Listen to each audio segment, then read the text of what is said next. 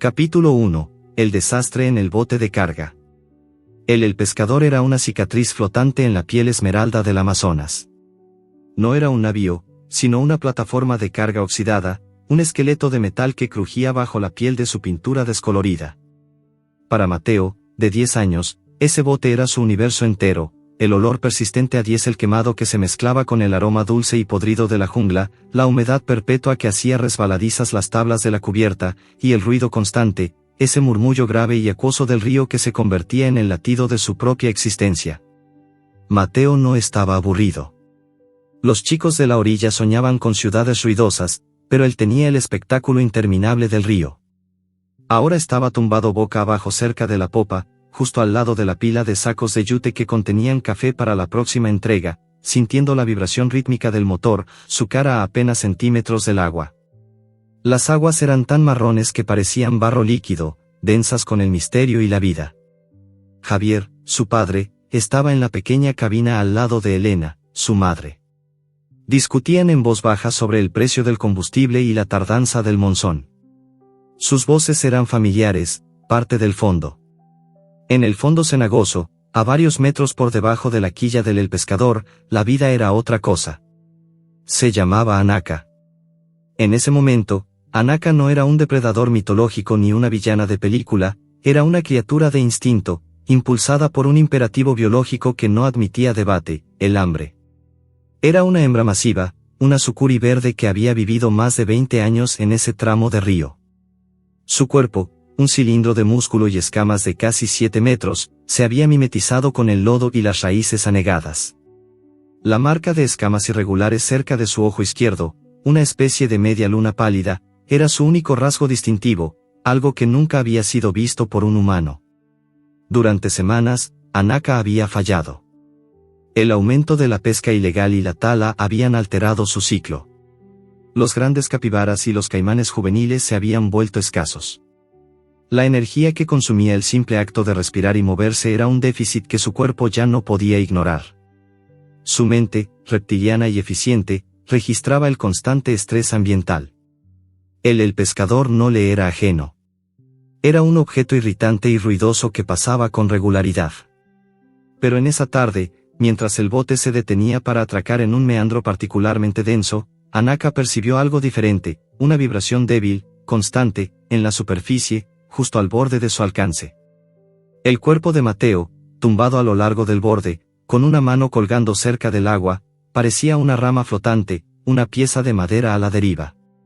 No era un sabor familiar, la sucuri no cazaba humanos. Pero en su estado de inanición, el movimiento constante y la pequeña perturbación en la superficie se registraron como oportunidad, como un animal lo suficientemente distraído como para no notar su acercamiento. El ataque no fue un acto de maldad calculado, sino un reflejo desesperado de la naturaleza. Desde el agua turbia, Anaka lanzó su ataque. Fue un estallido repentino de la superficie, un volcán de agua, barro y escamas que rompió el ritmo tranquilo del atardecer. El objetivo era agarrar la presa y arrastrarla a las profundidades, donde la mecánica del enroscamiento y la asfixia pudiera tomar lugar. Mateo sintió primero el frío brutal del agua y luego el impacto. No fue un mordisco, sino una colisión de fuerza elemental. Las mandíbulas de Anaka no estaban diseñadas para cortar, sino para sujetar. Agarró la tela floja de su camisa y el costado de su pantalón. El niño soltó un grito estrangulado, más de sorpresa que de dolor inicial, mientras era arrastrado parcialmente por la borda. Su cara raspó las tablas de madera, y sus piernas quedaron colgando sobre el agua oscura.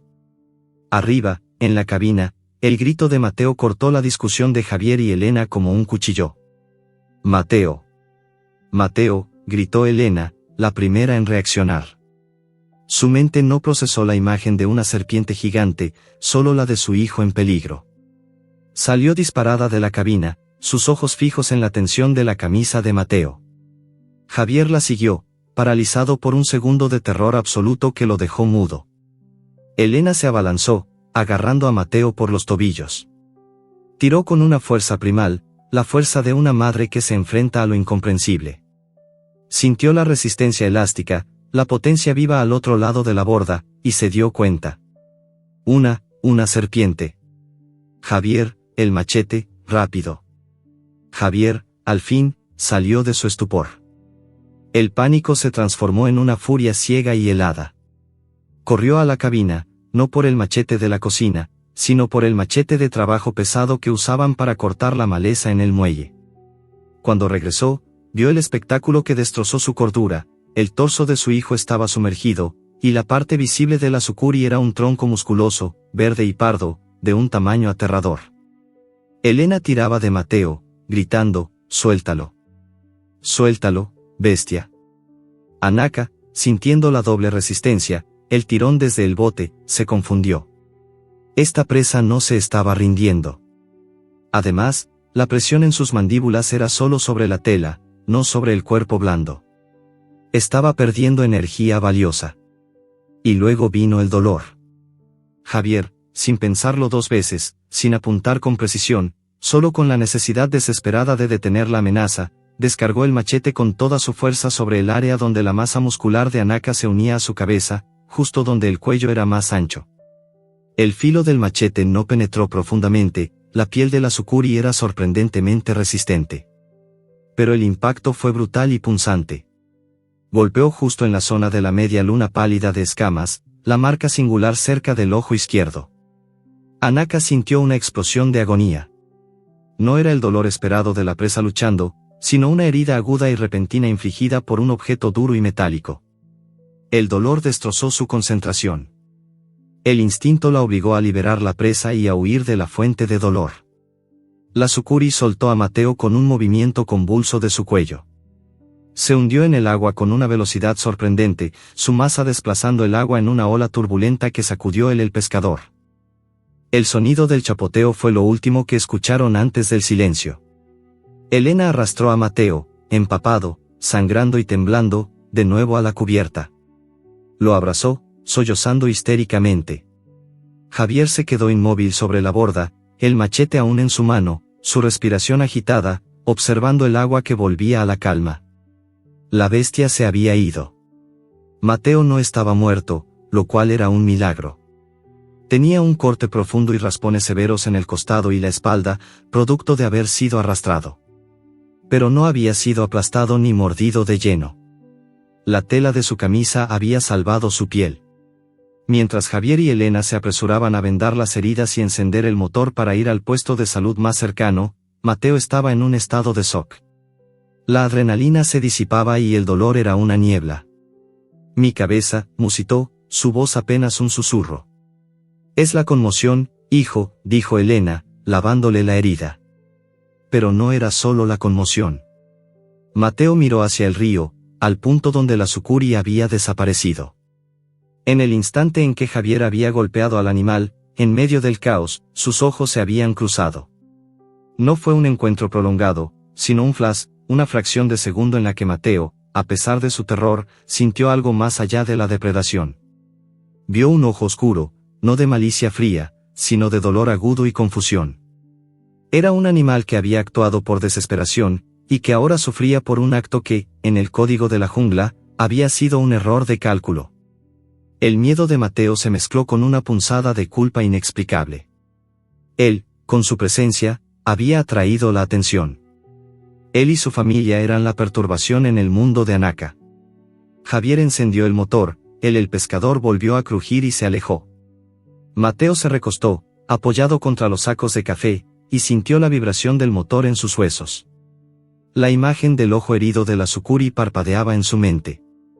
Abrazando su dolor y el creciente pánico de sus padres, cerró los ojos y susurró una frase que ninguno de sus padres pudo escuchar sobre el rugido del motor, una frase que sellaría su destino y el de la sucuri.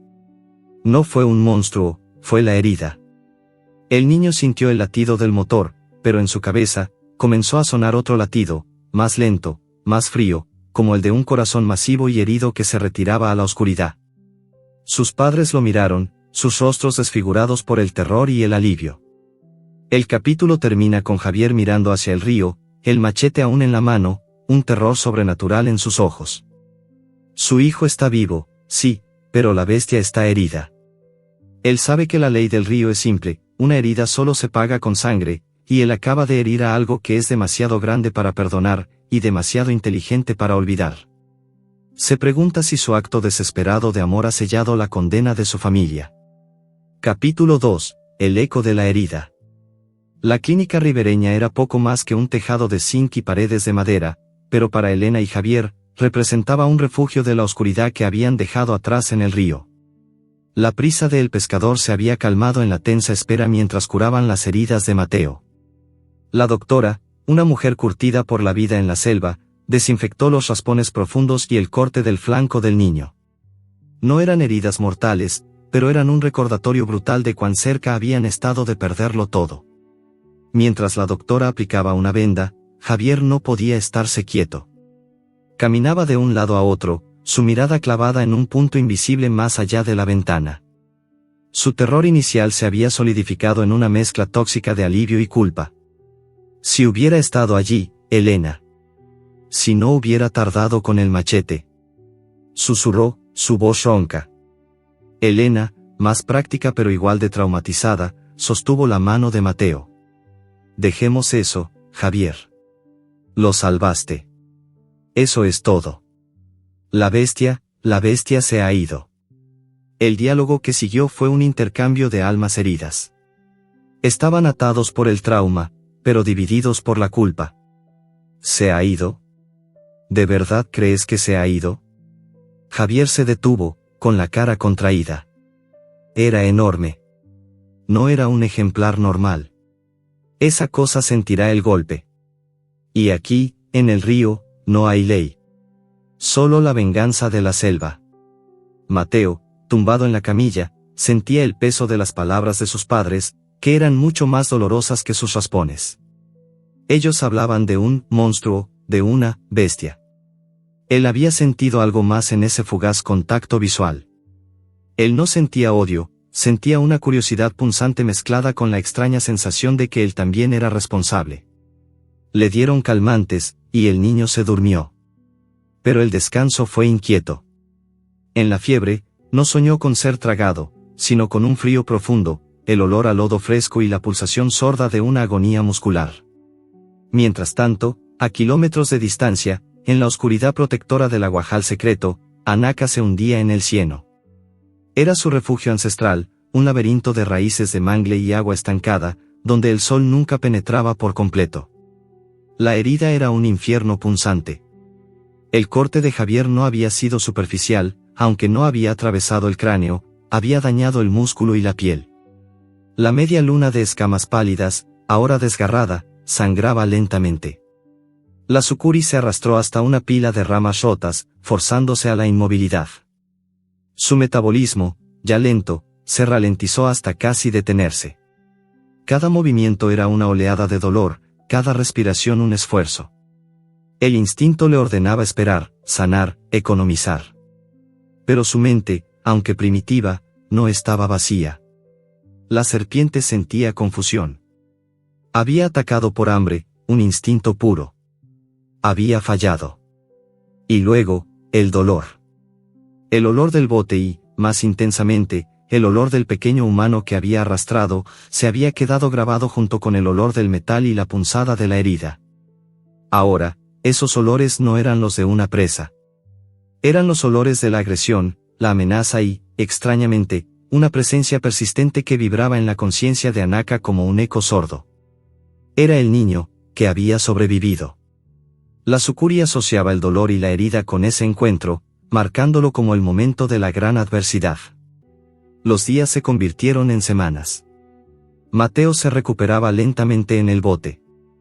La actividad de transporte de carga se había reanudado por necesidad, pero la atmósfera en El Pescador era pesada y silenciosa. Los padres de Mateo lo vigilaban constantemente, limitando sus paseos por la borda.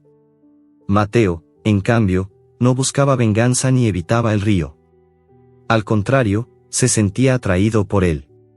Se sentaba en la cabina, o en la cubierta con sus padres, y en lugar de leer sus cómics, dibujaba obsesivamente. Siempre el mismo motivo, una serpiente gigantesca, poderosa, con los ojos llenos de vida. Y siempre, con una precisión inquietante, dibujaba la herida, la media luna cerca del ojo izquierdo, de donde fluían líneas rojas de agonía. ¿Qué dibujas, mi vida?, le preguntaba Elena, tratando de sonar casual. A ella, respondía Mateo, sin levantar la vista. Necesita ayuda. Elena y Javier intercambiaban miradas ansiosas. Es el trauma, decía Javier. Está desplazando su miedo. Pero las palabras de Mateo no sonaban a miedo, sino a compasión. Una tarde, mientras Elena cambiaba la ropa de Mateo, encontró algo atascado en las fibras de su camisa rasgada, la misma camisa que la Sukuri había agarrado. Era un fragmento de escama. No una escama normal, era grande, dura, de un verde oscuro casi negro, pero en un borde, mostraba una decoloración casi blanca, irregular. Era la prueba física del punto de impacto de Javier. Elena recordó el golpe y la marca extraña que había visto justo antes de que la Sukuri se hundiera. Guardó la escama. No la enseñó a Javier. El terror de su esposo se había vuelto casi fanático. Ella sabía que si él tenía una prueba material, la usaría para perseguir al animal, tal vez incluso para contratar a alguien. Elena quería paz, no más derramamiento de sangre. El fragmento de escama se convirtió en su secreto, un recordatorio silencioso de la conexión profana y violenta entre su hijo y el río. Mateo no sabía del fragmento, pero su conexión se hacía más profunda. Él pasaba horas estudiando mapas viejos, intentando descifrar el laberinto de afluentes. Buscaba un lugar que coincidiera con la imagen mental que a menudo lo asaltaba, especialmente cuando el dolor de sus heridas se agudizaba. El niño estaba sentado en un taburete, su espalda contra la pared caliente de la cabina. De repente, una punzada aguda en el costado de su propia cabeza lo hizo gemir. El dolor era idéntico al que sintió la Sukuri por el machete, no en sus heridas reales, sino en el lugar exacto del golpe de Javier. Cerró los ojos, no por el dolor físico, sino por la sensación abrumadora de algo que no era suyo. Sintió el frío del agua profunda, la presión de la oscuridad, y un olor fuerte a barro fermentado, raíces húmedas y una pizca de putrefacción de peces pequeños, el olor de la guarida de un gran depredador. Cuando abrió los ojos, supo lo que estaba viendo. No era una imagen perfecta, sino una geografía emocional, un lugar oscuro y húmedo, un escondite subacuático, el aguajal secreto. Era el sitio de retiro, el lugar de la agonía. Él sabía dónde estaba Anaka. Y en la oscuridad del aguajal, Anaka sintió algo más que dolor. Por primera vez en semanas, sintió una oleada débil, casi eléctrica, de atención, proveniente del mundo exterior. Una presencia extraña y persistente que se había manifestado en el momento del ataque y en el momento del dolor. Anaka sintió la supervivencia del niño. La serpiente gigante, inmóvil en el lodo, levantó ligeramente su cabeza magullada. En su mente reptiliana, la lógica se distorsionó, la fuente de la herida seguía viva. Y no era un enemigo total, sino la pieza de un enigma. Mateo se levantó de su taburete. El latido sordo en su cabeza era ahora una llamada. Tenía que ir. Tenía que ver. No por venganza, sino por una necesidad desesperada de cerrar el círculo de la culpa y la extraña conexión que se había forjado en la sangre y el dolor compartido. El capítulo termina con Mateo tomando el viejo mapa de la pared, sus ojos fijos en un pequeño punto azul en un afluente inexplorado, un lugar que de repente conocía íntimamente. Su corazón latía con una mezcla de miedo y resolución. Sabía que Anaka estaba allí, y que su existencia era un secreto que debía proteger. La promesa de Javier no valía nada ante el eco de la herida en su propia cabeza. Mañana, buscaría el aguajal secreto, y al hacerlo, sellaría un pacto silencioso con el guardián herido del río. Capítulo 3. El refugio de las sombras. El mapa, empapado por la humedad constante del Amazonas, se desplegó sobre la mesa de la cabina. Para Javier, era un instrumento de navegación, para Mateo, una hoja de ruta hacia una conexión que no se atrevía a nombrar. Después de la herida, el río se había vuelto para él una entidad con conciencia, y en su centro, latía el corazón de Anaka. La búsqueda interna de Mateo no se limitaba a la cartografía. En los puertos donde atracaba el pescador, se colaba en las bibliotecas improvisadas o en los círculos de ancianos ribereños. Escuchaba historias de la boyuna, la cobra grande, la madre del agua.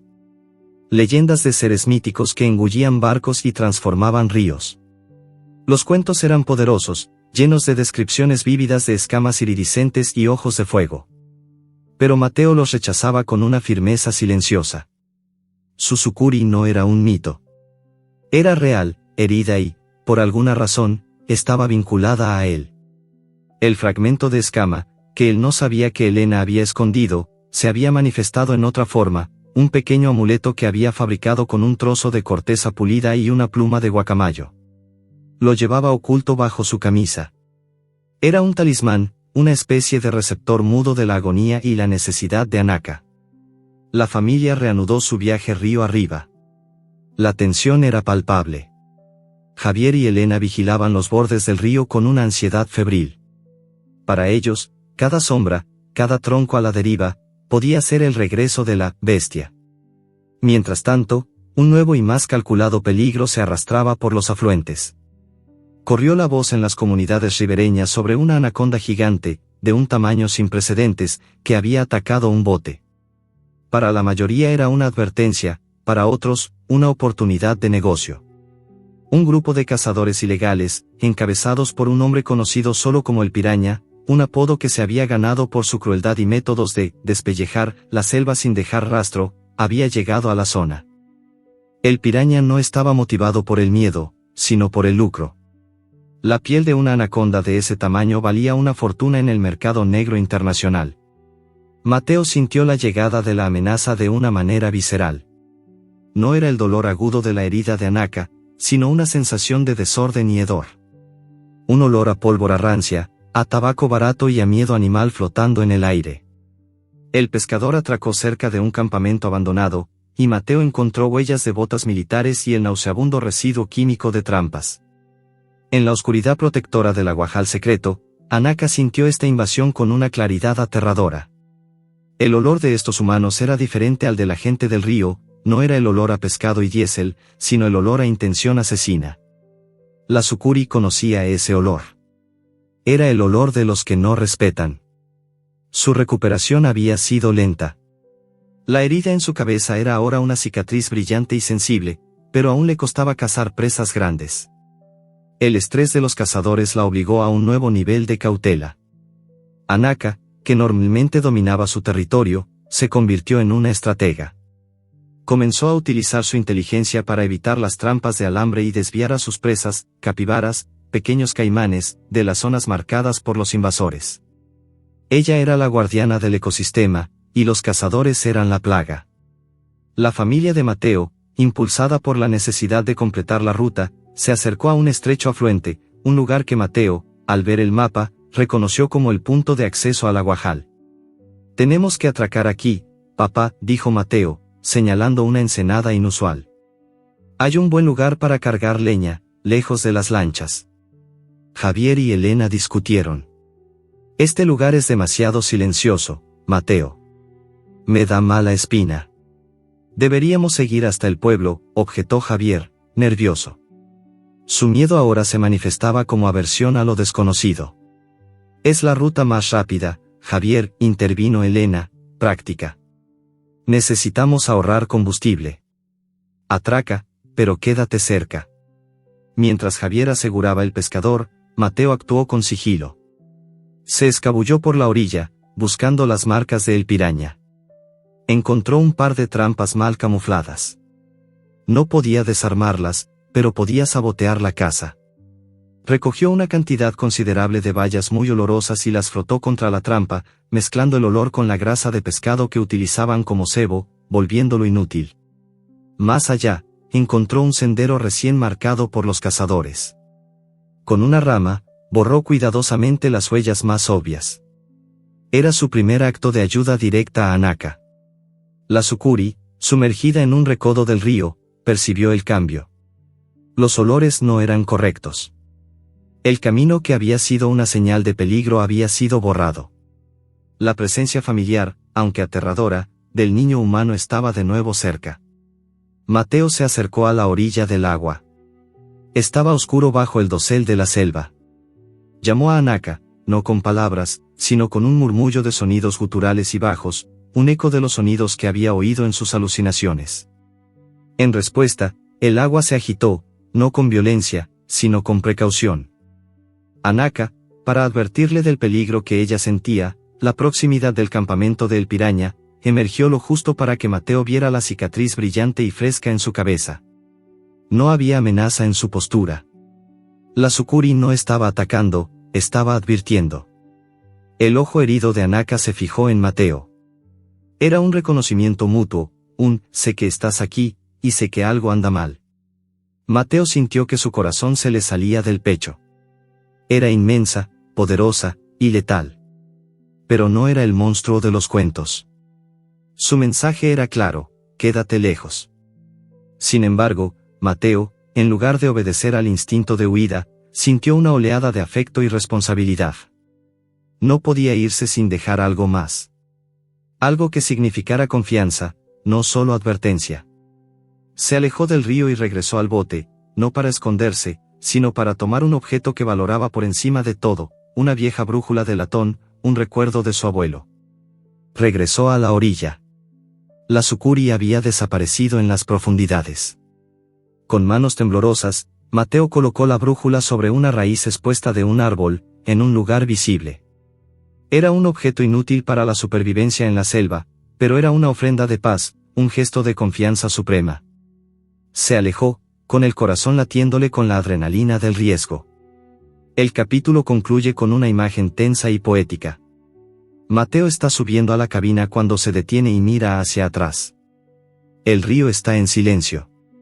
De repente, la superficie se rompe. No con la fuerza de un ataque, sino con la delicadeza de la curiosidad. La punta del hocico de Anaka emerge.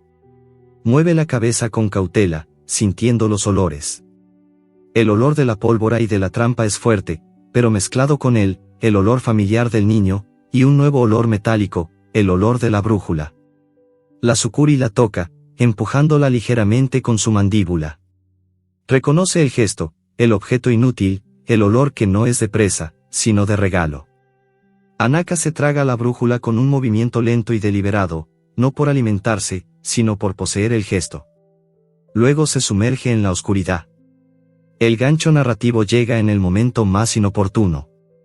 Mientras Anaka se retira, El Piraña y dos de sus hombres salen de la maleza, siguiendo un rastro de pelo animal que habían puesto. Sus ojos están fijos en la superficie revuelta del agua y en el movimiento de un objeto que se hunde. El Piraña sonríe. Ahí está, la muy puerca. Y parece que el mocoso nos ha marcado el camino, susurra con una sonrisa cruel, levantando una red de acero reforzado que lleva en la espalda. El capítulo termina con el sonido metálico de la red desplegándose y el Piraña arrojándola con una precisión brutal al punto donde Anaka acababa de sumergirse, capturando no solo al animal, sino también al regalo de Mateo. Capítulo 4. La conexión silenciosa. El silencio que siguió al lanzamiento de la red fue más aterrador que cualquier rugido. No era el silencio de la paz, sino el de la constricción, el de un poder inmenso repentinamente inmovilizado. El Piraña y sus hombres, silbando con satisfacción, comenzaron a tensar las cuerdas de la red, que ahora se hundía en las turbias profundidades del afluente, marcando el lugar exacto del aguajal secreto. Para Anaka, la experiencia fue un retorno al trauma. El dolor de la herida en su cabeza palideció ante la sensación opresiva del acero. La red, tejida con alambres reforzados, no era como las redes de pesca habituales. Era fría, cortante y no cedía. La Sukuri, aún en el proceso de curación de sus heridas anteriores, reaccionó con una mezcla de pánico y furia. La danza de la presa se convirtió en una lucha desesperada por la libertad. Anaka se lanzó, contorsionó y golpeó con su cola, pero cada esfuerzo solo hacía que los nudos de la red se tensaran más, cortando sus escamas y raspando su piel. Las descripciones sensoriales eran de opresión, el sonido amortiguado del metal contra el lodo, el olor a sangre fresca que se mezclaba con el olor salobre de la brújula que acababa de tragar, y la sensación de asfixia que no era por falta de aire, sino por la anulación de su fuerza. Su mente reptiliana registró la amenaza, los humanos estaban de vuelta, y esta vez, habían ganado la ventaja. A varios kilómetros de distancia, en la relativa seguridad del pescador, Mateo cenaba con sus padres. La atmósfera era incómoda. La brújula había desaparecido, y aunque Javier y Elena no lo habían notado, Mateo sentía un vacío en su pecho que no era por la pérdida material. De repente, a mitad de un bocado, Mateo sintió un dolor insoportable que no venía de sus raspones curados, sino de la parte más profunda de su vientre y pecho. Era un dolor de restricción, un frío metálico que lo paralizaba. Soltó un grito ahogado y cayó de rodillas sobre la cubierta. Mateo. ¿Qué pasa? Elena lo levantó, con los ojos llenos de miedo renovado. Me duele aquí, balbuceó, presionando su pecho. No podía explicar el frío del acero ni el hedor de la sucuri que sentía en su garganta. Él sabía que Anaka estaba en peligro de muerte. Javier, al verlo, revivió el terror del ataque. Es el trauma, hijo. Vamos a darte más calmantes. Pero Mateo se negó a tomar la medicina. El dolor era su única conexión. El niño sabía que los cazadores lo habían hecho. Tenía que volver. A la mañana siguiente, la misión de ayuda de Mateo comenzó. Usando la fachada de la búsqueda de un lugar para pescar, se aventuró solo en un pequeño cayuco. Su objetivo no era liberar a Anaka por la fuerza, sino darle una oportunidad estratégica. El niño no podía luchar contra hombres armados, pero podía manipular su entorno. Mateo remó con una determinación frenética, guiado por la sensación pulsante de la agonía de la serpiente. Cuando llegó al punto marcado por el piraña, los cazadores no estaban. Habían dejado la red tensa y asegurada a un árbol masivo, esperando que la sucuri se agotara. Mateo, oculto entre los juncos, vio el desastre. La superficie del agua era un hervidero de burbujas, lodo y sangre. Anaka se movía con convulsiones, su cuerpo gigante formando bultos oscuros bajo la tensión de la red. El niño comprendió que no podía acercarse sin ser visto, pero podía crear una distracción estratégica que Anaka, con su inteligencia aguda, podría utilizar. Recorrió la orilla, buscando una manera de interrumpir el plan de los cazadores. Descubrió una cuerda gruesa y vital que aseguraba un tronco caído a la orilla del río. Si ese tronco se liberaba, flotaría corriente abajo, creando un obstáculo natural y potencialmente rompiendo la calma en el lugar del atrapamiento. Mateo sacó su pequeña navaja de bolsillo. La cuerda era gruesa y dura. Sus manos, aún con las vendas, sufrieron el esfuerzo. Tardó casi media hora, sudando y temblando, pero logró cortar las fibras. La cuerda se rompió con un crujido seco. El tronco, que pesaba cientos de kilos, se liberó y comenzó a rodar lentamente hacia el agua. Justo cuando el tronco estaba a punto de sumergirse, el piraña y sus hombres regresaron en su lancha. Vieron el tronco y las cuerdas cortadas. El mocoso, gritó el piraña, su rostro una máscara de rabia. ¿Ha vuelto? La distracción fue lo suficientemente grande. Los cazadores se apresuraron a intentar detener el tronco, preocupados de que el tronco arrastrara su ancla. En ese momento, la presión sobre Anaka disminuyó levemente. Anaka sintió el movimiento en la superficie. No la lucha de un cazador, sino el caos ambiental. Su mente, entrenada para usar la topografía y el flujo del río, entendió el significado, oportunidad. Ella usó el momento de confusión humana. Con un esfuerzo sobrehumano, giró su cuerpo una vez más, no contra la red, sino usando el tronco liberado como palanca, empujándolo contra el nudo de la red. El roce del tronco, combinado con el esfuerzo de la serpiente, desgarró el punto de fijación del acero. El triunfo de Anaka fue ruidoso y violento. Con un último y tremendo tirón, la sucuri se liberó de la mayor parte de la red, dejando una masa de acero retorcido a su paso. Estaba exhausta, con nuevas heridas sangrando, pero libre. El piraña, furioso por la pérdida, vio el movimiento masivo bajo el agua y el cayuco de Mateo atascado cerca. Entendió la conexión silenciosa. «Maldito demonio, y maldito mocoso», gritó, apuntando con su rifle hacia donde Mateo intentaba esconderse. Mateo sintió el peligro inmediato. El miedo lo inundó, pero en lugar de huir, miró hacia el río. Anaka emergió brevemente, su cuerpo goteando lodo y sangre, su respiración forzada. Estaba a una distancia segura, pero no huyendo inmediatamente. Su ojo herido se fijó en Mateo. No hubo una muestra de gratitud. La sucuri no sentía gratitud humana. Solo había un reconocimiento mutuo de un riesgo compartido. Eran dos supervivientes en el mismo campo de batalla. Mateo, superando su miedo, se levantó de su cayuco. En ese momento, Anaka, antes de hundirse para escapar definitivamente, hizo un movimiento lento y deliberado. Con un giro de su cabeza, lanzó algo de la masa viscosa de su hocico hacia la orilla. No era una amenaza. Cayó justo a los pies de Mateo, era la brújula de latón. Estaba cubierta de moco y rasguños, pero intacta. El piraña estaba levantando el rifle, listo para disparar. Vio el objeto que la Sukuri había devuelto. Miren eso. La serpiente le devuelve su juguete. Son amigos. Es una trampa, gritó el piraña. Javier y Elena, que habían notado la desaparición de Mateo y lo habían seguido a toda prisa, emergieron de la maleza, atraídos por los gritos del piraña. Javier vio la lancha de los cazadores y el rifle apuntando a su hijo. Vio a Mateo, con la brújula en la mano. Y vio la onda de choque de la Sukuri que se alejaba.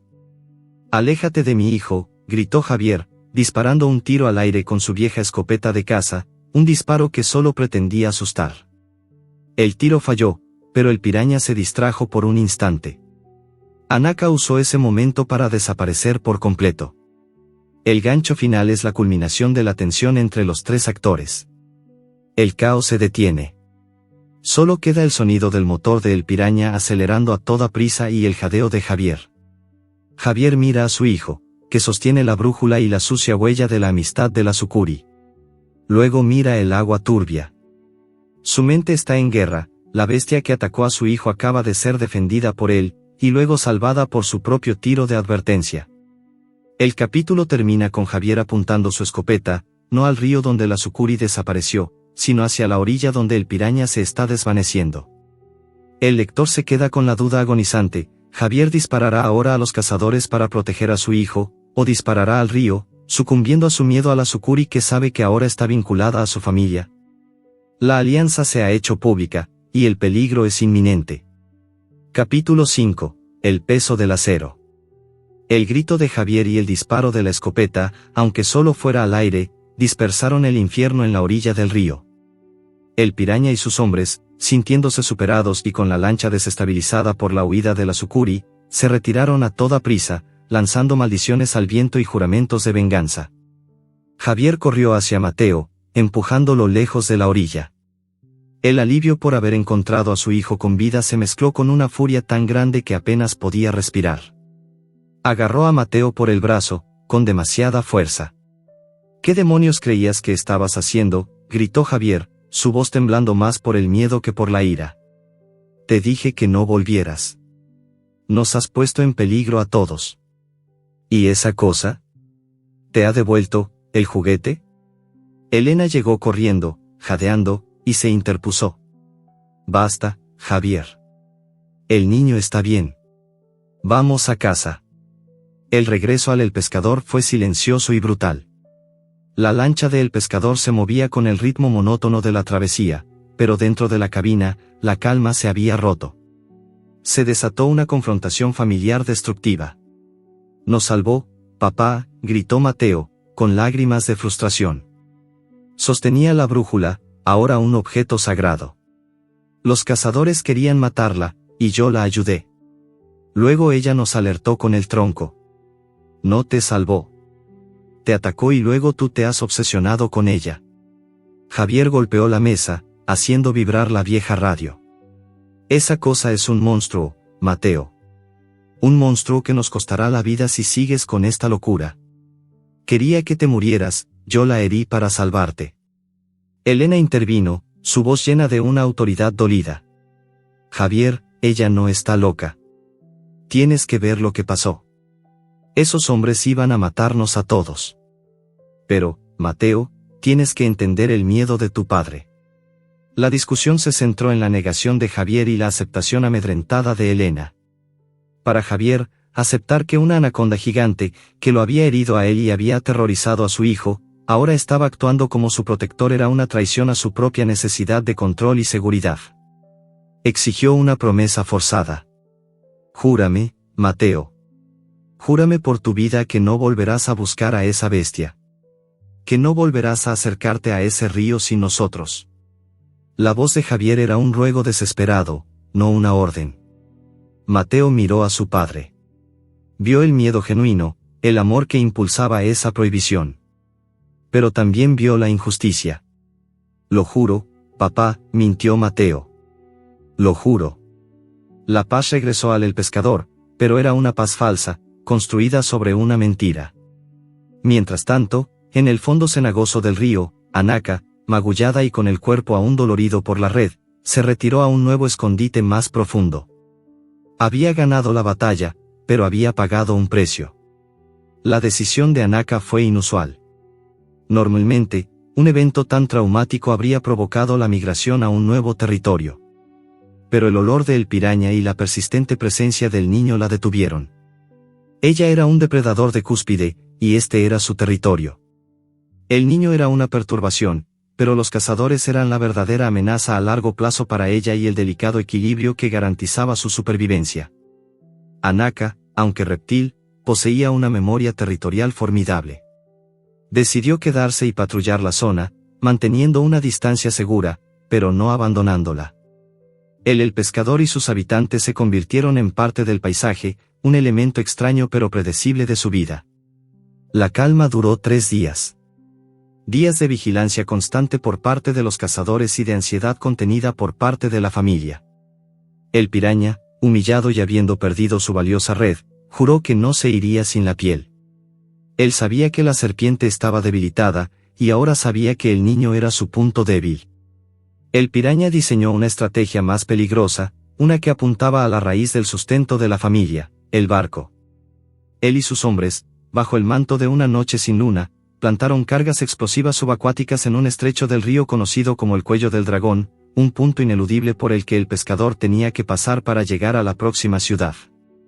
El objetivo no era solo matar a la Sukuri si aparecía, sino eliminar a los testigos y a la familia de la mascota que le habían costado su presa. Mateo estaba durmiendo cuando la sensación lo despertó. No era un dolor, sino una vibración. Un calor sutilmente incorrecto en el agua, un olor metálico y químico que no encajaba con el perfume de la noche. Era una sensación de peligro inminente que se movía a través del agua, una señal de advertencia que su mente había aprendido a decodificar del miedo y la agonía de Anaka. Intentó desesperadamente advertir a sus padres. «Papá, tenemos que parar. Hay algo en el agua, en el cuello del dragón». Javier, exhausto por la vigilia constante y harto de las fantasías de su hijo, reaccionó con frustración. «Basta, Mateo. Ya basta. Estás alterado. Son solo los peces eléctricos. Vamos a pasar el cuello al amanecer y todo habrá terminado». Mateo sabía que no le creerían. Su miedo se convirtió en un pánico frío. En ese momento, Anaka, que se encontraba en una zona de descanso a más de 100 metros, sintió la anomalía de presión que emitían los explosivos, un frío metálico que se propagaba por el agua. Era una amenaza que afectaba a todo el río, no solo a ella. Y la vibración del pescador se acercaba peligrosamente. La Sukuri no podía advertir a los humanos. No podía hablar. Solo podía forzar la acción. Con una descarga de energía sorprendente, Anaka se movió a lo largo del fondo, pasando por debajo del pescador sin tocarlo. Se dirigió al canal, esperando a que el bote se acercara a la zona de peligro. El pescador se acercó al estrecho. Javier estaba al timón, con el rostro gris por la falta de sueño. Anaka emergió, no directamente frente al bote, sino a un lado, cerca de la orilla opuesta. Vio una canoa de pescadores atracada, vacía, por suerte, ya que los pescadores habían ido a dormir a la orilla. La Sukuri se lanzó contra la canoa con un golpe macizo de su cola, ejecutado con la precisión de un martillo hidráulico. No fue un ataque a el pescador, sino un obstáculo estratégico. La canoa se volteó y se llenó de agua, y el ruido del metal arrastrándose en ella fue ensordecedor. «Un ataque», gritó Elena, despertándose. «Javier, mira».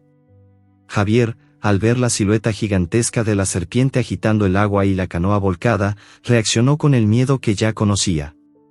Para él, la bestia estaba atacando de nuevo. En un acto reflejo, giró bruscamente el timón, cambiando la trayectoria del pescador para evitar la zona de la agresión. La maniobra fue violenta, pero efectiva. El pescador se desvió y evitó por apenas 10 metros el punto exacto de los explosivos. El gancho narrativo se dispara. Un instante después de que el pescador cambiara de rumbo, la explosión resonó. Fue un sonido sordo y atronador, más un golpe que un estallido, que agitó el río entero y levantó una columna de agua, lodo y peces muertos justo donde el barco debería haber estado. Las luces del pescador parpadearon. Javier y Elena quedaron paralizados, cubiertos de sudor frío.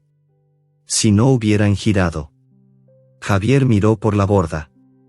La serpiente gigante, con la luz del amanecer reflejándose en su cuerpo magullado, se hundía lentamente, eludiendo la zona de la explosión. No había rastro de agresividad, solo la calma fría y poderosa de un ser que había cumplido su objetivo. El capítulo termina con la revelación, que es un peso moral aplastante.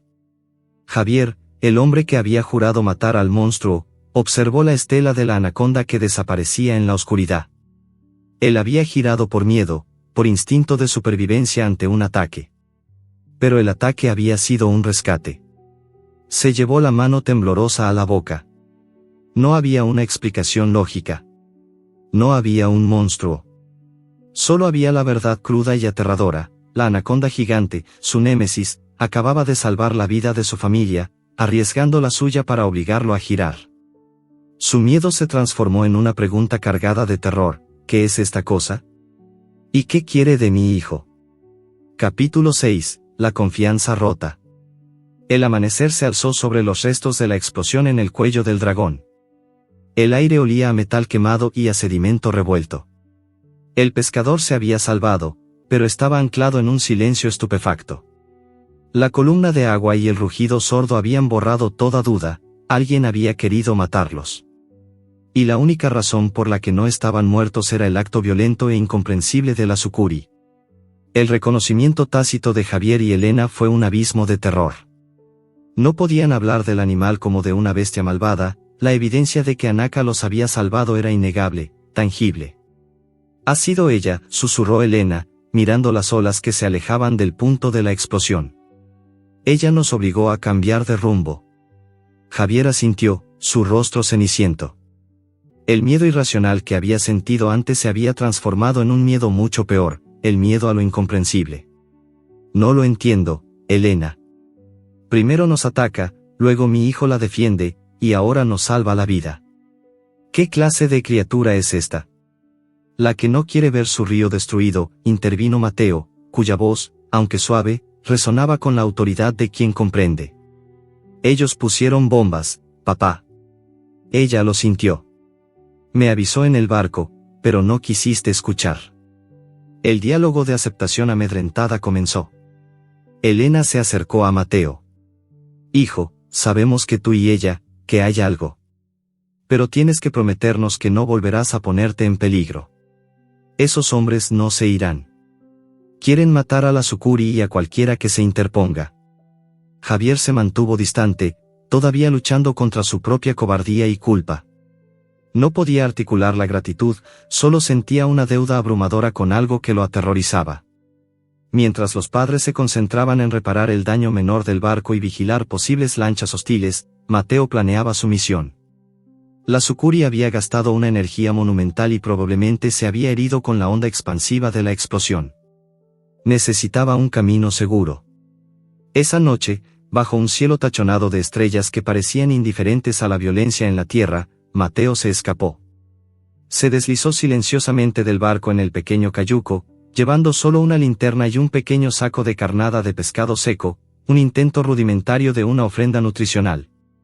Se dirigió al afluente del Aguajal secreto, ahora bajo una vigilancia extrema por parte de los cazadores restantes, aunque estos se habían retirado temporalmente, asustados por la explosión que no habían controlado. Remó en silencio, escuchando los sonidos nocturnos del río, el canto de los sapos, el chapoteo de los peces, el susurro del viento entre los árboles. Su primera tarea fue crear un camino seguro. Con la ayuda de la linterna y su conocimiento intuitivo, recorrió la orilla, buscando rastros y trampas. Encontró un par de alambres camuflados y los marcó con trozos de tela brillante, sabiendo que Anaka, con su visión térmica y sensibilidad a las vibraciones, los detectaría, pero que serían un claro signo de peligro para otros animales. Él estaba removiendo los rastros del piraña y guiando a su protector. Finalmente, llegó a la entrada del aguajal. El aire era denso y pesado, con el olor a humedad y a vida salvaje. Mateo sabía que la sucuri estaba allí. Sintió la presencia, no como una amenaza, sino como una pesada carga. El momento de la confianza absoluta llegó. Mateo atracó el cayuco y se sentó en él, permitiendo que la oscuridad lo envolviera. No usó la linterna. Empezó a hablar. No eran palabras para un humano, era un diálogo unilateral, susurrado, dirigido al agua oscura. Anaka, dijo suavemente, usando el nombre que le había dado en sus dibujos. Sé que estás ahí. Gracias por salvarnos. Mateo vaciló, luego continuó, su voz apenas audible. No fue tu culpa la primera vez. Tuviste hambre. Y mi papá no sabía lo que hacía. Yo estaba ahí. Lo siento por la herida. La confesión era un acto de reparación de su propia culpa. Arrojó los trozos de pescado seco al agua, un gesto más simbólico que alimenticio. El río permaneció en silencio por un largo minuto. Luego, la canoa sintió un movimiento. No fue una ola, sino una presión lenta y colosal desde abajo. Anaka emergió. Fue la visión más aterradora y sublime de la vida de Mateo. La sucuri estaba a solo unos metros, su cuerpo masivo rompiendo la superficie en una línea oscura e impresionante. Estaba visiblemente magullada por la red y la explosión, con la cicatriz cerca del ojo brillando con la humedad. La sucuri no se acercó con hostilidad. Se enroscó lentamente en el lateral de la canoa, su cabeza justo por encima de la línea de agua, permitiendo que Mateo la viera, y más importante, que la tocara. Mateo extendió su mano, temblando. No pensó en el peligro. El miedo había sido reemplazado por la necesidad de completar el ciclo de su disculpa. Su mano, pequeña y frágil, se posó con una delicadeza increíble sobre la piel de Anaka, justo en la cicatriz. La descripción sensorial vívida llenó el momento. La piel de Anaka era fría, áspera como la piedra pulida en la dirección de las escamas, y suave como el terciopelo en la dirección contraria. Bajo su tacto, Mateo sintió la roca sólida del músculo, la potencia latente. Y en el mismo instante en que tocó la cicatriz, Mateo sintió una oleada de alivio y cansancio extremo proveniente del animal. Anaka no se movió. Cerró el ojo herido, un gesto que para Mateo, no era de sueño, sino de confianza suprema, de aceptación de la curación y la tregua. Era un pacto subacuático sellado en silencio y tacto. Mateo permaneció allí por lo que pareció una eternidad, acariciando suavemente la piel de la sucuri, compartiendo el silencio y el miedo a los cazadores. Pero el peligro nunca estaba lejos. De repente, el silencio de la noche fue perforado. El sonido distante pero inequívoco de un motor de lancha acelerando resonó en el río. No era el pescador. Mateo retiró su mano de la sucuri. Sus cabezas se alzaron al mismo tiempo. Anaka se tensó, lista para hundirse y pelear. Mateo encendió rápidamente su linterna, buscando el origen del sonido. El gancho narrativo se cierra en un instante aterrador. La lancha se acercaba rápidamente, moviéndose sigilosamente por la niebla ribereña. Al doblar un recodo, su potente farol se encendió, buscando cualquier signo de vida o de la anaconda. El haz de luz barrió el afluente y se detuvo en la canoa. Reveló la escena: Mateo, el niño obsesionado, y Anaka, la sucuri gigante, el niño en la canoa y la gigante enrollada junto a él, inmóviles, capturados en el círculo de luz. Es el piraña.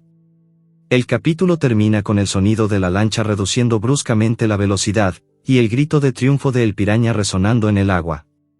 La confianza de Mateo ha sido traicionada por la inoportuna llegada del enemigo. Ambos están descubiertos, inmovilizados en un instante de extrema vulnerabilidad. Capítulo 7. Pacto subacuático. La luz del farol de la lancha de el piraña era un cuchillo brillante en la oscuridad, inmovilizando a Mateo y a Anaka. El grito de triunfo del cazador rebotó en la densa vegetación ribereña, llenando el aire de una malicia helada. Ahí está el niño de la serpiente. Y mira, justo donde la bestia es más vulnerable. ¡Qué suerte tengo!, vociferó el piraña, su rostro delgado y malvado brillando bajo la luz. La lancha redujo la velocidad, aproximándose con cautela depredadora. El silencio de la tensión se rompió. Anaka, que había estado relajada en la presencia de Mateo, se tensó con una velocidad aterradora. Su cuerpo masivo se desenrolló del lateral de la canoa en un movimiento fluido y letal. Su instinto le gritaba que el peligro había regresado, más cerca que nunca. Mateo, cegado por el farol, sentía el pánico, pero no para huir, sino para proteger a su aliada. Vio cómo el piraña levantaba el rifle. El cazador no iba a perder tiempo, dispararía primero al chico para eliminar al testigo y luego a la serpiente. Fue Anaka quien actuó primero, con una inteligencia que desmantelaba cualquier estereotipo de monstruo sin mente. No atacó la lancha. En un movimiento violento, pero controlado, golpeó la proa de la canoa de Mateo con su cabeza, empujándola con una fuerza tremenda hacia la oscuridad de la orilla opuesta, entre las raíces de un gran árbol caído.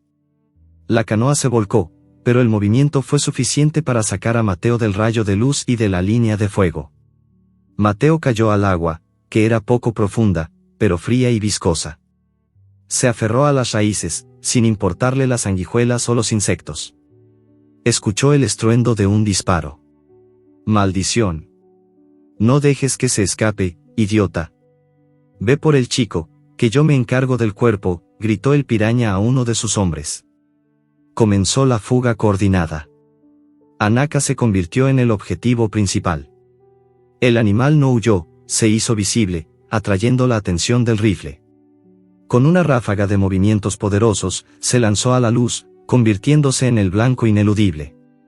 La batalla por la supervivencia estalló. Los cazadores comenzaron a disparar. El sonido de los disparos resonó en la selva, un eco profano en la quietud de la noche. Anaka, usando su increíble velocidad en el agua, se sumergió y emergió, creando olas y confusión.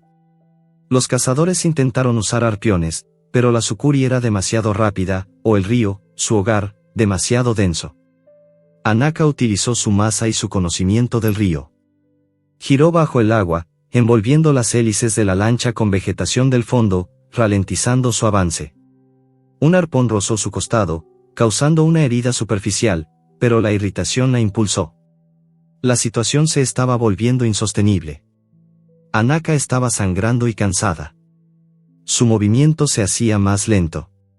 En ese momento, la suerte de la Sukuri cambió. Javier y Elena aparecieron. Habían escuchado los disparos y, sabiendo que su hijo había roto su promesa, los habían seguido con el pescador.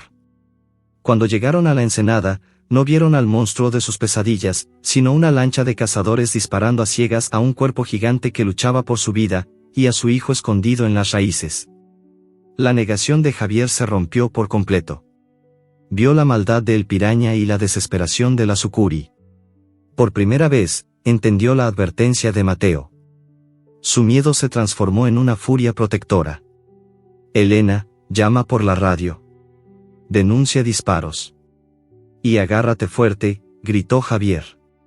Usando el pescador, un armatoste lento pero pesado, Javier arremetió contra el río. No apuntó a la lancha de El Piraña, sino que navegó a máxima potencia entre el cazador y la serpiente, creando una ola masiva y una pantalla de humo de diésel. El pescador, con su quilla plana, chocó con fuerza contra la ola, haciendo que la lancha de El Piraña se tambaleara violentamente. Esto desestabilizó el objetivo de los cazadores y detuvo la ráfaga de disparos. Anaka sintió la presencia del pescador, el olor familiar, ruidoso y molesto, pero ahora actuando como escudo. Era el hombre que la había herido, pero ahora la estaba protegiendo. Su mente reptiliana procesó el dilema: estos humanos eran complejos. El cazador, furioso, gritó a Javier: quítate, viejo idiota. Me arruinarás el tiro. Anaka, sintiendo un dolor punzante por el roce de un segundo arpón, lanzó un grito gutural y profundo. No era un sonido de ataque, sino de pura frustración y agonía. El sonido vibró en el aire, helando la sangre de El Piraña. Mateo, viendo el cansancio de Anaka, supo que el barco de sus padres no sería suficiente. Necesitaba un acto que rompiera la concentración del cazador. Rápido, como le habían enseñado a rebotar la luz para señalar a otros barcos, usó un pequeño espejo de bolsillo que llevaba. Se levantó de las raíces, exponiéndose por un instante. Apuntó al farol del pescador, que Javier había dejado encendido, y reflejó el haz de luz directamente a la cara de El Piraña. El destello fue inesperado e intenso. Mis ojos. Maldita sea. El Piraña se cubrió, cegado temporalmente. Ese instante fue la oportunidad de Anaka. Con un último despliegue de su fuerza, se lanzó contra la lancha de El Piraña. No mordió ni se enroscó en los hombres. Envolvió la parte baja de la lancha, bajo la línea de flotación. Luego, aplicando una presión metódica y masiva, la Sukuri destruyó el motor y rompió el casco. La lancha comenzó a hundirse rápidamente. El Piraña y sus hombres cayeron al agua con gritos de terror. En el caos del hundimiento, El Piraña, consumido por la rabia, logró agarrar un arpón explosivo de emergencia que estaba en el bote. Vio la silueta masiva de Anaka. Con un último grito de odio, lanzó el arpón. El arpón se incrustó en el costado de Anaka, cerca de la cola. La Sukuri se contorsionó en un dolor insoportable, pero con una reacción inmediata, se soltó de la lancha, dejando el arpón clavado en la madera que se hundía. El explosivo detonó bajo el agua, pero la Sukuri, al haberse alejado 1,5 metros, solo sintió la onda de choque, que le causó un dolor interno masivo y la obligó a hundirse. Mateo vio la escena con horror. El arpón había golpeado, y Anaka se había ido. Javier atracó el pescador. Él y Elena corrieron hacia Mateo, que estaba pálido y temblando. El Piraña emergió del agua, escupiendo y maldiciendo, su rostro deformado por una locura asesina. Vio a Mateo, sano y salvo, y el rastro de la anaconda. Agarró su rifle, que había logrado rescatar del agua. Te mataré, mocoso.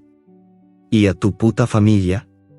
El río es mío, gritó el Piraña. El gancho narrativo se dispara por partida triple. Javier se interpuso entre el Piraña y Mateo. Él, el hombre que había huido de la Sukuri, se enfrentó al cazador. Vete de aquí. Estás en aguas federales. La policía viene en camino, dijo Javier, con la voz firme, aunque sus manos temblaban. El Piraña rió con desprecio. Nunca te encontrarán a tiempo. Levantó el rifle, apuntando a Javier. En ese mismo instante, Mateo sintió un dolor agudo y punzante en la parte baja de su espalda, seguido de un mareo. Era la onda de choque de la explosión de Anaka. El dolor fue tan real que tuvo que agarrarse a las raíces. El capítulo termina con la máxima tensión física y emocional. El Piraña estaba a punto de disparar a Javier. Pero antes de que pudiera hacerlo, el suelo bajo él cedió.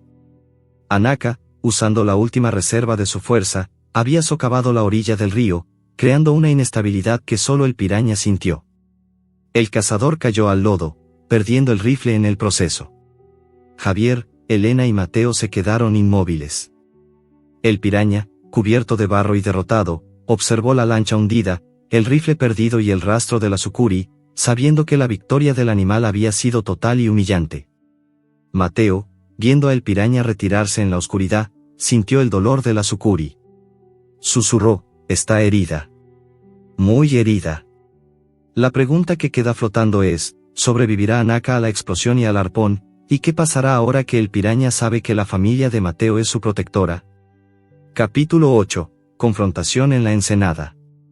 La noche se disolvió en un amanecer gris y pesado, llevando consigo la humedad y el olor a tierra removida. La lancha de El Piraña se había hundido, y el cazador, humillado y desarmado, había desaparecido en la selva, llevando consigo la promesa de un regreso letal. La familia de Mateo permaneció en la ensenada, agotada pero viva. El silencio post-tormenta no trajo alivio. Era un vacío que amplificaba la pregunta más urgente, ¿dónde estaba Anaka? Mateo se levantó al amanecer. El dolor que sentía en su espalda y estómago, la réplica de la onda expansiva y el arpón, era su único barómetro. Sabía que la Sukuri estaba viva, pero críticamente herida. Javier y Elena lo observaron con una nueva luz. La negación había desaparecido por completo. El diálogo entre los padres ya no era sobre el monstruo, sino sobre el guardián accidental. Ella se sacrificó, dijo Elena, sus ojos fijos en la superficie turbia donde la lancha de El Piraña había sido engullida. Ella sabía que las bombas eran para todos. Es más inteligente de lo que jamás pensamos. Javier se acercó a Mateo, con la escopeta apoyada en el suelo. Ya no sentía el impulso de usarla contra el río. Sentía una deuda moral. Mateo, hijo, yo, lo siento. He sido un tonto. No la vi. Solo vi mi miedo. ¿Crees que está muy malherida? Sí, papá, respondió Mateo, su voz ronca. Siento el golpe. Muy fuerte. Está intentando irse lejos, pero no puede. El arpón la hirió mucho. No creo que pueda escapar si el piraña vuelve.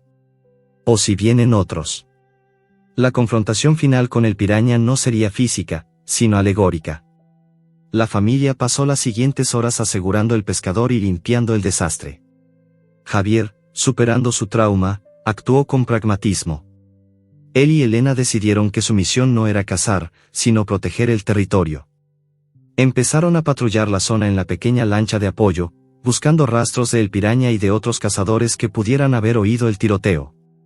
Mientras tanto, Anaka, usando la adrenalina de la fuga y la rabia del dolor, había logrado arrastrarse fuera de la corriente principal. Su cuerpo masivo estaba anclado en un charco de lodo profundo y raíces. La herida del arpón era grave, una quemadura profunda y un desgarro en su flanco. La perspectiva de Anaka era de pura resistencia. Su mente se había concentrado en una cosa: sobrevivir el proceso de curación.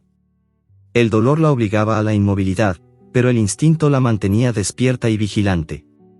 Ella sentía la ausencia de El Piraña y, a cambio, la presencia cautelosa y protectora de la familia de Mateo. Mateo sabía que la Sucuri necesitaba ayuda para ocultarse. Él volvió a la orilla del aguajal secreto, llevando esta vez palas y ramas. La misión de Mateo fue simple pero intensa. Con una fuerza nacida de la desesperación, comenzó a mover la tierra. Cubrió el rastro de lodo y sangre de Anaka con hojas secas y tierra. Usó su pequeño cayuco para traer ramas y maleza, creando una pantalla de camuflaje en la entrada del escondite. Él no podía curarla, pero podía darle la paz y el silencio que necesitaba para que su metabolismo hiciera el trabajo. Mientras trabajaba, Mateo se sintió abrumado por la pena. La Sucuri era poderosa, pero también vulnerable. En medio de su trabajo, Mateo escuchó un ruido familiar. Era el sonido de botas en la tierra. No eran El Piraña, sino dos de sus secuaces que habían regresado a buscar las lanchas hundidas y a su jefe. Vieron a Mateo, solo, trabajando en la tierra. «Mira, el hijo de puta», gruñó uno de ellos. «Lo encontramos, y mira lo que hace. Está cubriendo el rastro de la bestia». El conflicto se convirtió en una confrontación de poder moral. Los secuaces se acercaron, armados. «¿Dónde está la Sucuri, muchacho?», exigió el otro, empujando a Mateo. Mateo no huyó. Se irguió, cubierto de barro, y los miró a los ojos, con la brújula cubierta de lodo asomando por su camisa. «Se ha ido», dijo con voz firme. «Y la policía sabe que están ustedes aquí. Si vuelven a buscarla, se meterán en problemas muy grandes». Los cazadores rieron con desprecio. Iban a golpearlo. Pero justo en ese momento, una fuerza externa inesperada intervino. Javier y Elena, que lo habían estado siguiendo, emergieron de la maleza, no con la escopeta, sino con una radio de largo alcance encendida a todo volumen, transmitiendo un mensaje de rutina de la Guardia Fluvial. «Dimos su posición hace horas, señores», gritó Elena, con una autoridad que nunca había tenido. «Si no se van ahora, los encontrarán justo donde intentaron poner bombas». La mentira de Elena funcionó. Los secuaces, cobardes sin el liderazgo de El Piraña, se retiraron. Mateo miró a sus padres. Habían arriesgado su seguridad para proteger su secreto. La familia se había unido por un vínculo impensable, la protección de la Sucuri. Javier se acercó a su hijo y le dio la escopeta. ahora vacía. Guárdala. No para matar. Para avisar. Era un acto de fe y el reconocimiento de la madurez de su hijo. Mateo, sabiendo que su trabajo estaba hecho, se acercó al río por última vez. Se sentó en la orilla del aguajal y esperó. El silencio era total. No había movimiento, ni dolor, ni vibración. Solo el murmullo de las raíces. La despedida fue silenciosa. Mateo no vio a Anaka, pero en la orilla, una corriente subterránea hizo flotar algo. Era un trozo grande de piel de sucuri, una muestra de su muda. Una pieza lo suficientemente grande como para mostrar la cicatriz de Javier, pero justo al lado, las escamas eran nuevas, brillantes, de un verde intenso. Era un símbolo de renovación y supervivencia. Anaka estaba curándose y estaba lejos. Era su despedida. El animal le había dejado una prueba de vida. Mateo recogió la piel, sintiendo la textura de su aliada. Entendió la nueva misión, la sucuri no necesitaba ser encontrada, necesitaba paz. Javier se acercó a su hijo, con los ojos llenos de respeto. Él, el hombre de la selva, reconoció el poder del símbolo. El gancho narrativo se da al final de la jornada. La familia regresa a El Pescador, pero ahora con un propósito. Han decidido que su negocio de carga debe cambiar. Anaka es el alma del río, hijo. Si ella muere, muere el río, dijo Javier, mirando a Mateo. Nosotros seremos los guardianes. Decidieron usar El Pescador para monitorear la zona, denunciar cazadores y proteger la ecología. La primera noche de vigilancia fue tensa. Mateo estaba en la cabina, observando los radares, con la piel de Anaka en su mano. Escucharon un sonido familiar, el zumbido de una lancha no identificada, moviéndose sigilosamente río abajo. Mateo se preparó para actuar. Pero antes de que pudiera llamar a sus padres, un tronco macizo, moviéndose con una velocidad antinatural, flotó y golpeó la proa de la lancha desconocida, obligándola a girar y huir. La sucuri no estaba a la vista. Pero el mensaje era claro, Anaka estaba lejos, pero vigilando y enviando su propia forma de ayuda. El capítulo termina con la frase de Javier, dicha con una mezcla de asombro y reverencia. Ella es grande, Mateo. Demasiado grande para que la toquen. Ahora, somos su familia. Capítulo 9, El silencio del río. Un año se deslizó sobre el Amazonas como el cuerpo de una serpiente sobre el lodo. Las cicatrices del enfrentamiento en el cuello del dragón se habían desvanecido, no solo de la tierra, sino también de las almas de la familia de Mateo. Él, el pescador, una vez una simple barcaza de carga, había experimentado una metamorfosis. Sus cubiertas habían sido pintadas con colores más claros, y en lugar de sacos de café, ahora transportaba cámaras de video, equipos de comunicación y folletos plastificados. La familia había encontrado una nueva vocación. El barco se había transformado en un navío de ecoturismo y vigilancia, rebautizado con un toque de ironía y respeto, el guardián del río. El epílogo de ese año demostró la fuerza de su compromiso. Javier y Elena contaban historias a los pocos turistas y estudiantes que se atrevían a visitar el sector, historias que combinaban el folclore local con su experiencia personal, siempre con un final adaptado, la leyenda de un guardiano del Amazonas que protegía a los navegantes honestos de los criminales. Mantenían el nombre de Anaka en secreto, pero su esencia resonaba en cada relato. El crecimiento de Mateo fue el más notable de todos. A sus 11 años, había dejado atrás la infancia. Se había convertido en un joven con un profundo conocimiento de la ecología fluvial. Su sensibilidad, antes considerada un síntoma de trauma, era ahora una herramienta vital. Estudiaba la biología de la sucuri con la devoción de un biólogo, educando a ribereños y turistas sobre la importancia de este depredador como regulador del ecosistema. Su talismán, el pedazo de piel que Anaka había dejado, se convirtió en una bandera de concienciación. Lo mantenía en un estuche sellado en la cabina, mostrándolo solo a aquellos que mostraban verdadero respeto por la vida silvestre. Era su prueba silenciosa de un pacto. La ausencia de Anaka del escenario principal era un acto de fe. Mateo no la había visto en meses. Pero el silencio del río era diferente ahora. No era el silencio vacío del miedo, sino el silencio lleno de paz que acompaña a un ecosistema equilibrado. La escasez de presas había terminado, la vigilancia de la familia había ahuyentado a los cazadores furtivos, y la anaconda podía cazar sin el estrés constante de la persecución. El equilibrio ecológico regresaba. Y con él, la certeza de que Anaka estaba sana y fuerte. Pero el pasado tenía una forma de volver. Un día, mientras el guardián del río estaba atracado en un pequeño muelle para repostar, Mateo sintió un escalofrío en la nuca. No era una sensación telepática, sino el agudo instinto de peligro que había desarrollado. Cruzando el muelle, bajo la sombra de la vergüenza y la derrota, estaba el piraña. No vestía el uniforme de cazador. Estaba flaco, harapiento, y su rostro revelaba una vida dura y la pérdida de todo su negocio. Intentaba, patéticamente, robar gasolina de un barco vecino. La confrontación final, la alegoría, fue tensa y, sorprendentemente, silenciosa. El piraña vio a Mateo. Sus ojos se encontraron. Ya no había rabia asesina, sino una resentida derrota. Mateo no llamó a sus padres. Se acercó a el piraña, caminando con la autoridad silenciosa de un vigilante. «Sabes que no puedes quedarte aquí», dijo Mateo, su voz tranquila y madura. El piraña escupió al suelo. «Tú y tu bestia me quitaron todo. Me convertiste en un mendigo». «Tú te hiciste esto a ti mismo», replicó Mateo. «El río no es una propiedad para ser robada. No es un negocio para ser saqueado. Es vida. Y ella es su defensa». Mateo no tuvo que amenazarlo.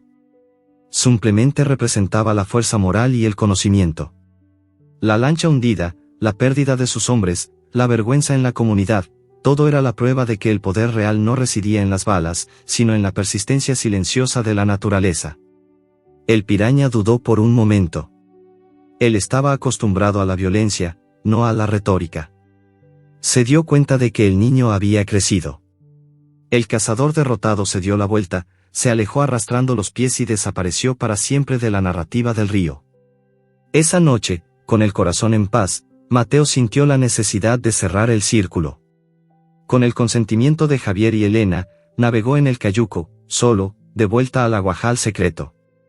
Remó en la oscuridad, sin linterna, guiado solo por el sonido del río. Llegó a la orilla del escondite, el lugar donde habían compartido la herida y el pacto. Se sentó en silencio, escuchando. No llamó a Anaka. Él sabía que su presencia era suficiente. Era un acto de respeto total. El tiempo pasó lentamente, medido por el goteo de la humedad de las hojas. Luego, la superficie del agua se rompió. No fue una erupción de poder, sino una ascensión lenta y majestuosa. Anaka emergió. Era inmensa, más grande y más gruesa de lo que Mateo recordaba. Su piel estaba limpia, brillante, de un verde oscuro y saludable. La cicatriz de la primera herida de Javier y la quemadura del arpón eran ahora dos líneas plateadas, como marcas de honor. El ojo herido, la media luna pálida que había desencadenado todo, se reflejaba en la luz de la luna. No se acercó a la canoa. Solo flotó, a una distancia respetuosa, observando a Mateo. El último contacto fue visual. Los ojos de la Sucuri eran pozos oscuros, llenos de una inteligencia antigua. El intercambio duró solo un instante.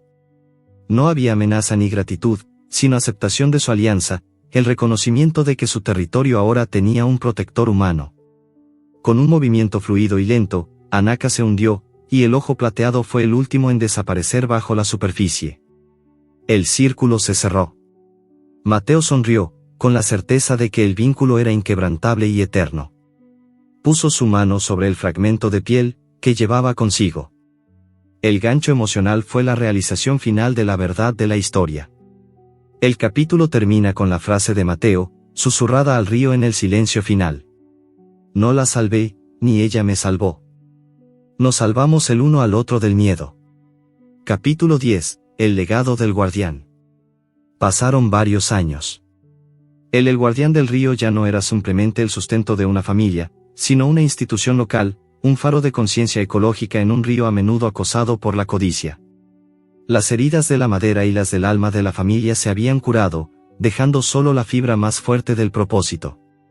El epílogo final de la historia se desarrolló con el paso del tiempo. Javier y Elena, envejecidos y curtidos por el sol, se habían convertido en narradores de leyendas. Contaban a los visitantes, con un brillo en los ojos, la historia del despertar del río, la época en que la vida salvaje y los humanos se vieron obligados a entenderse.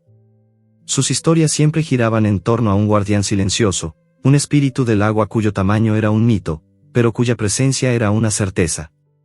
Hablaban con una reverencia que solo la experiencia extrema puede engendrar. El crecimiento de Mateo lo había llevado más allá del río. Ahora era un joven universitario que estudiaba ecología fluvial, pero su verdadera aula seguía siendo la Amazonía. Regresaba a casa en cada descanso, trayendo consigo conocimientos científicos que validaban y fortalecían la intuición que había desarrollado siendo niño. Se había convertido en un orador apasionado, utilizando el fragmento de piel de Anaka, la prueba física de la cicatriz de la lucha y la nueva escama brillante de la renovación, no como un trofeo, sino como un objeto de reflexión sobre la interconexión de todas las vidas. Un día, al volver a El Guardián del Río, se encontró con una noticia inquietante. Se había instalado una nueva operación de tala ilegal en un afluente del sur, mucho más agresiva y organizada que la banda de El Piraña. No buscaban pieles, sino tierras, y su método era la violencia total. La confrontación final, la alegoría, no iba a ser de violencia, sino de estrategia. Javier, Elena y Mateo se enfrentaron al dilema. No podían luchar contra hombres armados, pero sí podían defender el territorio de la única manera que sabían, protegiendo al guardián. Mateo sabía que el ruido y la deforestación obligarían a Anaka a exponerse, a buscar nuevas zonas de caza o a defender su último refugio. Usando su conocimiento y los equipos de sonar del barco, identificaron el punto exacto donde la anaconda estaría más vulnerable. La familia se movió silenciosamente. En lugar de enfrentar a los taladores, se concentraron en alertar a las autoridades y, sobre todo, en proteger la integridad del río. Bloquearon el afluente con redes viejas y desechos, una acción que imitaba el caos natural, obligando a los taladores a ralentizar su avance y a cambiar de ruta. En un momento de desesperación, uno de los líderes de la tala, un hombre corpulento y violento, divisó a Mateo solo en la orilla. Lo reconoció. Tú eres el hijo de los soplones. Despeja el camino, o te llevaré conmigo. Mateo no se movió. Se interpuso entre el hombre y el agua, sosteniendo una cámara en lugar de un arma. El camino es del río, dijo Mateo, su voz firme. Si entran, no saldrán. No por mí, sino porque están destruyendo el único equilibrio que los mantiene con vida. La amenaza no era de muerte, sino de ley y de naturaleza. El hombre, acostumbrado a la obediencia, dudó. En ese momento, las sirenas de la policía fluvial, alertadas por Elena, resonaron en la distancia. Los taladores huyeron, derrotados por la vigilancia persistente y la estrategia. Mateo sonrió. Anaka no había necesitado luchar, su mera leyenda y la vigilancia de su familia habían sido suficientes. El hombre poderoso había sido vencido por el miedo a lo desconocido y el peso de la ley. Esa noche, bajo un cielo despejado, Mateo regresó a la ribera. Había pasado más de un año desde la última vez que había buscado ese encuentro.